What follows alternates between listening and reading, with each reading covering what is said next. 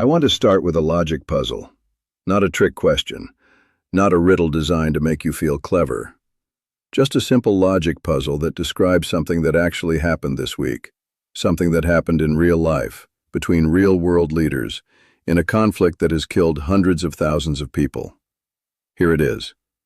Country A proposes peace talks with Country B. Country A specifies the date. Country A specifies the location.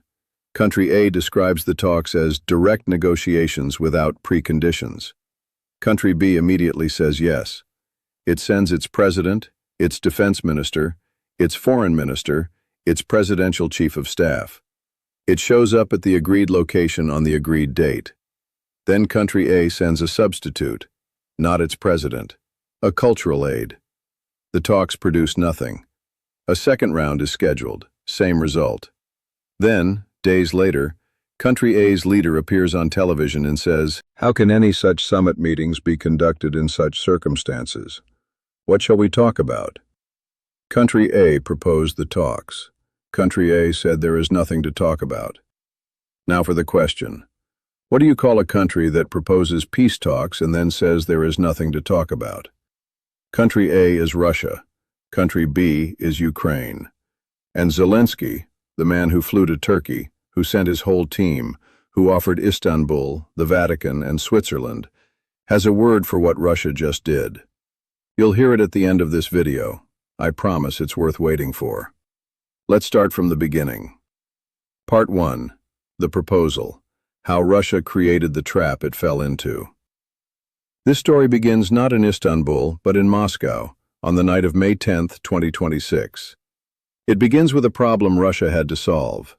European leaders, the UK, France, Germany, Poland, had issued an ultimatum. Accept a 30-day unconditional ceasefire, they said, or face a new wave of devastating financial sanctions.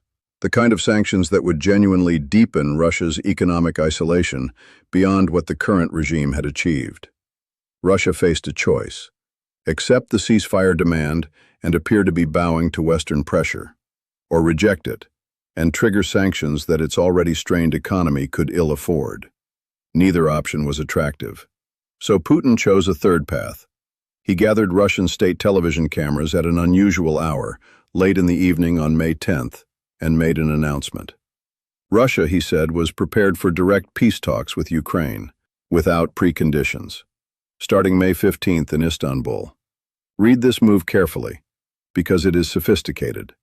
By proposing talks, Putin accomplished several things simultaneously. He appeared to be responding positively to international pressure, without actually accepting any of the Western demands. He put Ukraine in a difficult position. Say yes and engage with Russia's process, on Russia's terms, at Russia's proposed venue.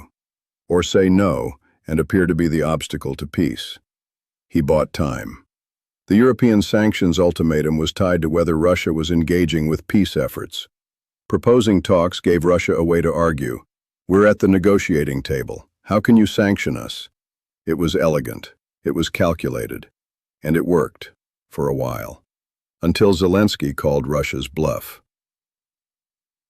Part 2. The bluff called. Zelensky's master move. Here is what Russia did not anticipate. Zelensky agreed, immediately, completely, and then raised the stakes. Within hours of Putin's announcement, Zelensky went public. He said he would be in Turkey personally. He said he expected Putin to meet him face to face. He said, "I will be in Turkey this Thursday, May 15th, and I expect Putin to come to Turkey as well, personally." And then, the move that stunned Moscow. He said, "I hope that this time, Putin won't be looking for excuses." He was already framing the narrative, before Russia had even responded, before the Kremlin had announced anything. Zelensky was already telling the world, watch for the excuse. Ukrainian lawmaker Oleksandr Mereshko explained to the Kiev Independent what Zelensky had done. This is not what Putin was expecting. This is an incredible move that turns the tables completely. Putin thought he would send a Russian delegation and create the illusion of negotiations.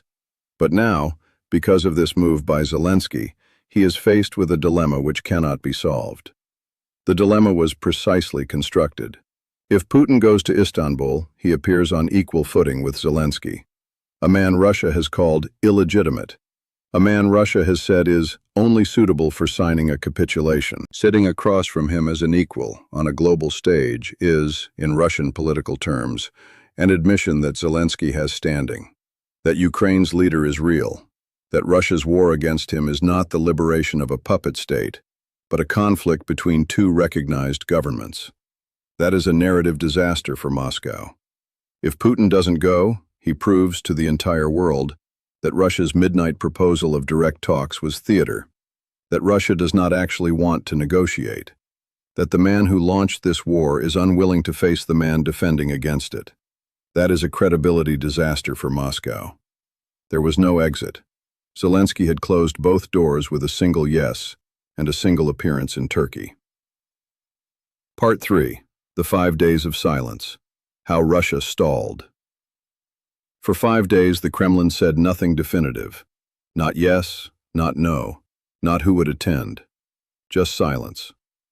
Former Russian diplomat Boris Bondarev told the Moscow Times that this silence was deliberate. It was a tactic designed to keep Kiev and its allies on edge and allow for a last-minute change of plans. It was also, in retrospect, the period during which Russia was frantically trying to figure out its least bad option. Option 1. Send Putin. Too many risks, too much face-saving required, too much acknowledgement of Zelensky's legitimacy. Option 2. Cancel the talks Russia had proposed. Impossible without triggering exactly the sanctions the talks were designed to avoid. Option 3. Send a delegation, but make it low-level enough that Russia maintains deniability. Claim Russia showed up. Blame Ukraine for not accepting the terms. Option 3.1. On the evening of May 14th, hours before the talks were scheduled, the Kremlin published a list of 4 names. Vladimir Zelenskyy, a deputy foreign minister. 2 experts. No Putin. 200 journalists who had flooded into Istanbul expecting something historic were now watching a diplomatic anticlimax unfold in real time. And Zelensky, who had already anticipated this move, was ready with his response. Part 4. The Zelenskyy reveal, the key to the whole mystery. The choice of Zelenskyy is not random. It is the key that unlocks the entire mystery of what Russia is actually doing. Vladimir Zelenskyy, cultural aide, nationalist writer, the head of Russia's delegation to the 2022 Istanbul talks. Those talks, the same city, 3 years ago, when Russia's demands included Ukraine's army reduced to 50,000 soldiers, NATO membership permanently off the table, Ukraine's weapons programs dramatically curtailed, Russian territorial gains recognized. Demands so extreme that Ukraine's negotiators called them an ultimatum. The talks collapsed, and Russia sent the same man back, with the same demands. The Center for Strategic and International Studies confirmed it. Russia is insisting on the same conditions as in Istanbul 3 years ago. Now ask yourself, if Russia genuinely wanted a new outcome, a ceasefire, a diplomatic breakthrough, any kind of movement toward peace, would it send the same negotiator with the same demands to the same city? The answer is obvious. Russia did not want a new outcome. Russia wanted a familiar process, one it could control, one it could use to produce the appearance of engagement without the substance, one that would let it say, "We talked," while advancing military objectives on the ground. Zelensky read the Zelenskyy appointment instantly. He called the delegation more theatrical than substantive. He called Russia's document spam. Spam meant to flood us and create the impression that they're doing something. And then he said the word. Well, 2 words. Artificial diplomacy. Part 5. What happened inside the talks, the non-starters. Let's talk about what actually happened when the 2 delegations sat down in Istanbul, because the inside account of the talks is the most powerful evidence in this entire story. The talks lasted just over an hour. Both sides exchanged memorandums, documents setting out each side's conditions for a ceasefire. Ukraine's memorandum, according to sources familiar with it, focused on an immediate halt to hostilities along the current front line. a specific, actionable proposal. Russia's memorandum, according to an unnamed senior Ukrainian official speaking to the Associated Press, was different. It included demands that had not been previously discussed.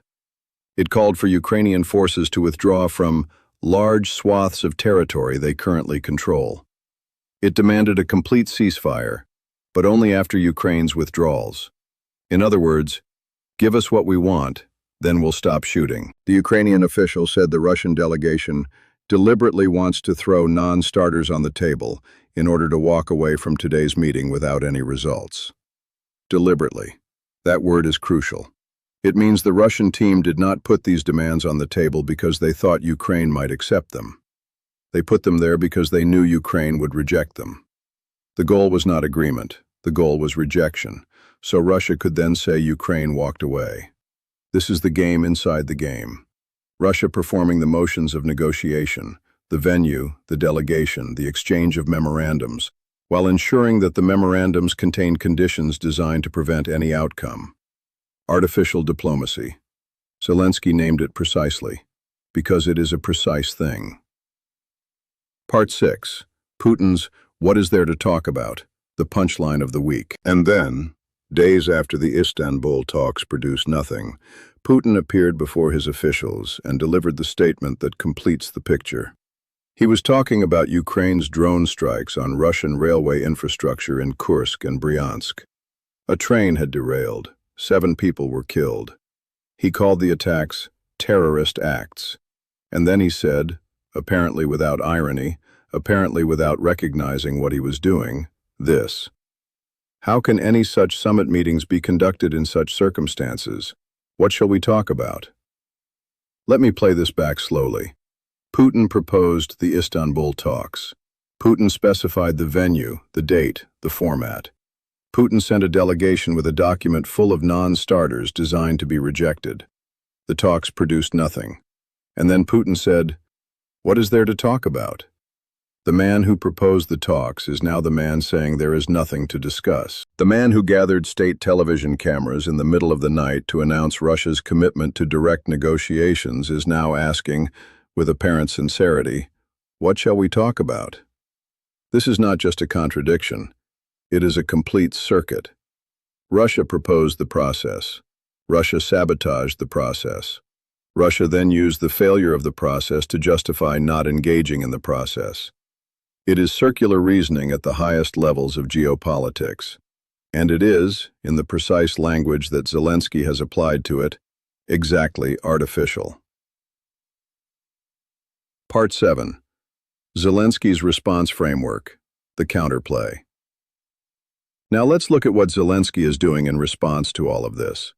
Because Zelensky is not simply complaining, he is constructing a counter-framework, a clear, specific, sequential proposal that removes every Russian excuse while making Russia's true intentions unmistakably visible. Step 1. Ceasefire. Immediate. 30 days. Unconditional. Along the current front line. He explains the logic. If we meet and there is no mutual understanding, then the ceasefire would end that same day. But if we see readiness to continue the dialogue, then the ceasefire would be extended with U.S. mediation guarantees. Step 2. Leaders Summit. Putin and Zelensky. Trump as a possible co-mediator. Real decision-makers, not Medinsky. Step 3. Negotiated settlement. With a ceasefire providing stability and a leaders' summit establishing trust, the harder questions, territory, security, Ukraine's international status, can be addressed through real diplomacy. Step 4. Venue is flexible. Istanbul, Vatican, Switzerland, anytime, next week. This framework does 3 things simultaneously. It puts a clear, achievable first step on the table, the ceasefire, that Russia can accept without surrendering its core negotiating position. It makes Russia's refusal to accept even the first step visible and undeniable. And it gives Trump and European allies a clear roadmap, one they can pressure Russia to accept without being seen as imposing terms on either side. Part 8. The verdict. Zelensky's word. I promised you at the beginning of this video that Zelensky has a word for what Putin did.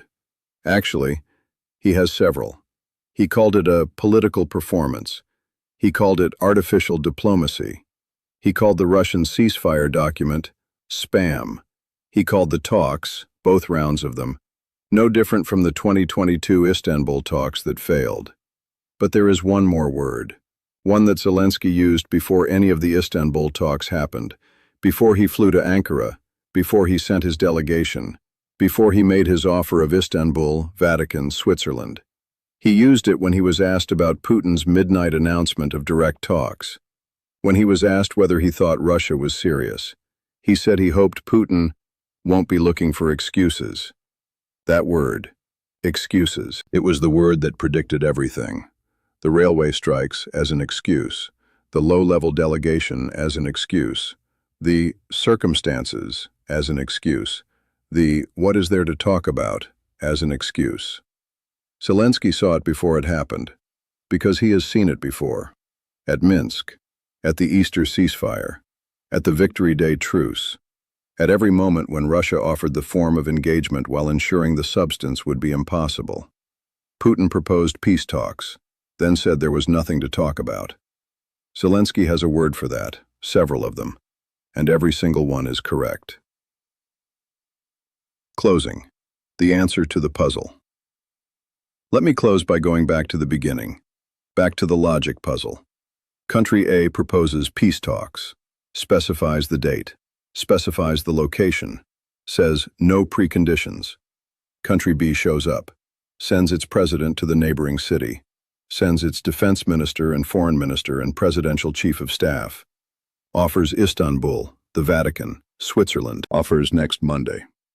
Country A sends a cultural aid with a document full of rejected demands from 2022. Then Country A's leader says, "What is there to talk about?" What do you call that? Zelensky called it artificial diplomacy. The Center for Strategic and International Studies said Russia's goal is U.S. disengagement from Ukraine, not peace. Former Russian diplomat Bondarev said Putin wriggled out of the difficult diplomatic situation that he had gotten himself into. A British Russia analyst wrote that there is not sufficient overlap in the parties' interests to allow for progress, that Russia is not in Istanbul to make a deal. And the 200 journalists who descended on Istanbul for something potentially historic went home having reported on what the Kiev Independent called a name-calling shambles. The answer to the logic puzzle is not complicated. A country that proposes peace talks and then says there is nothing to talk about is not seeking peace. It is performing peace. Performing it well enough to delay sanctions, to manage Trump's expectations, to create the appearance of engagement. Artificial diplomacy. Zelensky named it. He was right. And now the question is whether the world, whether Trump, whether Europe, whether the sanctions that Russia was trying to delay, acts on what Zelensky named.